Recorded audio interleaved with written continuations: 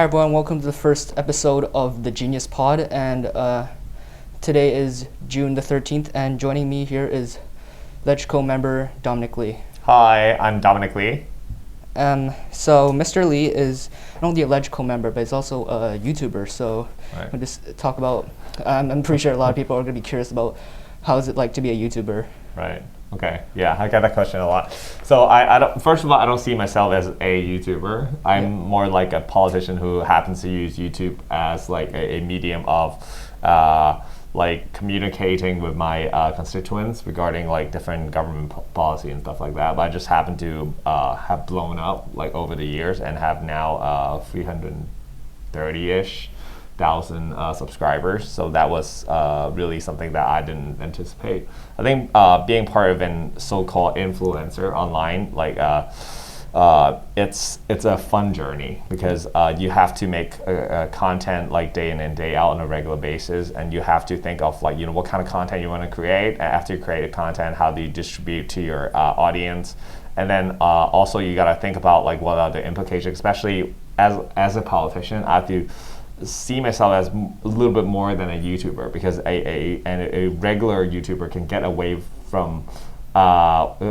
with saying certain kind of things, but I can't, because I also carry this an identity of being a politician. So it's not easy. All right. So before we get to the main point, be sure to leave a like and follow us on Instagram and check out our Google site. So back to LegCo. So we're going to be talking about the civil service. So first of all, I'm pretty sure what we all know recently is that you started a motion in LegCo to reform the civil service. So why did you do that? So during the fifth wave of the pandemic, which happened from February till April, we really see that a lot of people are struggling with contacting the government officials. A lot of them have contracted the virus, and at that time, the quarantine facilities were not built yet, so a lot of them were being forced to quarantine, to do the home quarantine. But at the same time, they will have elderlies or people who has not been injected, who also live in their house. So they were very, very worried that they're going to spread the virus to them. So during that time, they tried to call the government officials to help them with getting into quarantine facilities, but a lot of them, basically nobody that I've met have successfully made a call to that hotline. So and then during that period of time, while a lot of other workers in other areas, other laborers have to go to work, a lot of civil servants were working from home. I'm not sure if they're working from home or just staying home. So that has really triggered a lot of resentment against the service or kind of the work of the civil servant. And then and that's why during a recent report, so every single year they have this report where they suggest how much of a salary increase or decrease should the civil service have. And this year, the report suggests that high-level civil servants should have a 7% increase in the wage and the salary. And this has created a huge resentment from a lot of the people, considering that the Hong Kong's economy has been taking a huge hit due to the pandemic in the past 2 years. So that's why I put forth this motion in the Legislative Council to hopefully change, to reform the civil service structure, and hopefully allows the civil service servants to perform better. Yep. So other than that, I also seen what you mentioned before, like the civil servants, and I mean I can agree more with you, because there's examples of poor civil service, like the toilet filling case that was on TV earlier in public housing, where in a quote when the tenant was calling for help, the civil servant actually called back, quote, "If you called a few hundred times and no one picked up, then call for a few thousand times." So and still nobody's going to take up. yeah, and also another thing was that it was the longest average public housing waiting time in 23 years. If we've seen in the recent news, which where average person waits for 6.1 years to get access to public housing. So I couldn't agree more. Also, I've got another question. Was that how would you like measure the effectiveness of the civil service? So, as part of my motion, I suggest that going forward, civil service system should adopt some sort of key performance index, which we call KPI. Yeah. So, we basically are some objective indexes.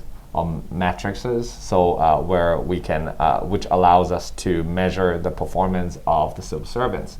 I think how we formulate these KPIs depends on which department they work in. For example, if they work in the food and hygiene department, then one of the most important KPI, for example, if they were the team that are responsible for tackling mosquitoes or rats or something like that, they should have an index that's being measured in terms of the level of success they have in eliminating those problems. And if they work in, for example, in the hospital authority, then they should be measured in terms of how effective they're at curing the patients and how many people they admit into the hospital during that period of time, and so on and so forth. So that is a departmental kind of a KPI. But we also have to have some sort of indexes that are particular to a particular person. Well, say, how many days off they took during a period of time, how many complaints they received, and so on and so forth. Now, it's not easy to have a KPI that fits everybody, but I think we got to start somewhere. All right. So, what are the expectations? Because after the motion is passed, like, what would actually change? Like, would they be more engaged in being civil servants, or would they be or would the same thing continue? Well, the thing about motions in LegCo is that it's non-binding, which means that even though a motion got passed in the Legislative Council, the government does not have to implement on those recommendations, right? However, I think since the Legislative Council represents a lot of people from different walks of life, from different sectors, from different areas of Hong Kong, I think that the government should take up our suggestions. And the good thing is that we are going to have a new administration coming July 1st, and I'm hoping that the new administration, under the leadership of Lee Ka-chiu, he would take up our suggestion because as part of his platform.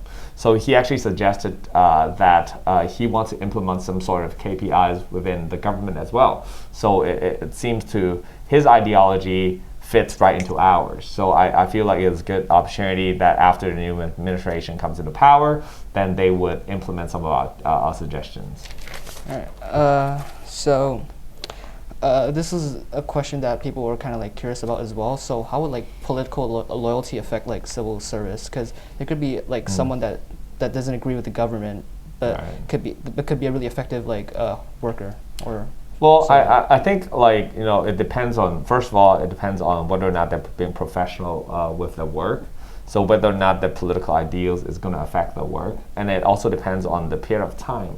Because, for example, in 2019, where there are a lot of riots and demonstrations, we see civil servants actually posting anti-government slogans on banners inside the office. They will participate in demonstrations that are against government. They will say something online that are inciting other people to be anti-government and so on and so forth. So in those cases, it is pretty real that there are people there are civil servants who are acting not in a loyal manner, right? So I think that is concerning. So one thing is also concerning. Like last year when the government implemented a new policy where they make people use the Get Home Safe. What is that? What's it called? What's this app called? Go Home Safe. Yeah, Go Home Safe. Yeah, Go Home Safe or Get Home Safe. Yeah. All right, so they make people use that. In the first morning during this policy, actually more than three civil servants were being caught by the police for using fake Go Home Safe application. That comes to show you that a lot of civil servants are not acting in the best interest of the government, and this is going to hurt their work, because they represent government in many sorts of different contexts, right? So I think loyalty comes into place in those situations. Yeah, and recently I think there was a criticism made against like several like legislative council members, Right. About from the Hong Kong Civil Servants General Union, saying that like I wasn't too sure about the specific. Well, so they were saying that certain LegCo members, Yeah. what they said in the LegCo during the debate of my motion, Yeah. were too radical. Yeah. For example, they cite.